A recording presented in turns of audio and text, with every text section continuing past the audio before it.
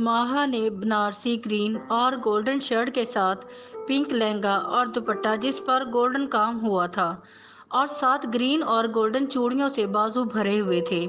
माहा खुले बालों में बहुत ही प्यारी लग रही थी।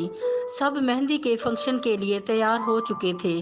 माहा और मलीहा एक ही जगह पर खड़ी थी और दानियल की तरफ देखकर मलीहा माहा को तंग कर रही थी और माहा मुस्कुरा रही थी कि अचानक असजद की नज़र पड़ी, जो सफ़ेद शलवार कमीज और गले में येलो लेयर लिए अपने कजन के साथ आ रहा था। इसके सब कजन की ड्रेसिंग एक जैसी थी। माहा असजद को देखकर मुस्कुराई तो असजद के चेहरे पर मुस्कुराहट आ गई और वो माहा को देखकर रुक गया।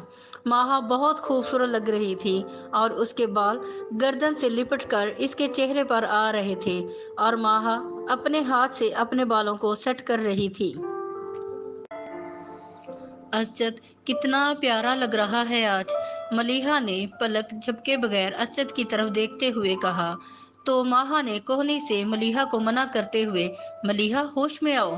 तो असजद खिलखिलाकर हंस दिया क्योंकि वो इन दोनों की तरफ मुतवज्जा था और माहा और मलीहा की आदतों से भी वाकिफ। फिर स्टेज पर रखे सोफे पर बैठ गया और बाकी सब भी स्टेज के सामने रखी नशिस्तों पर विराजमान हो गए।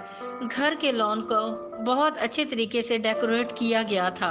हर तरफ छोटे छोटे बरकी कमकमे जगमगा रहे थे। स्टेज को रंग बिरंगे फूलों और रेशमी कपड़ों से सजाया गया था। हल्की हल्की हवा और हल्के ठंडे मौसम में सभी लुत्फानंदोज हो रहे थे।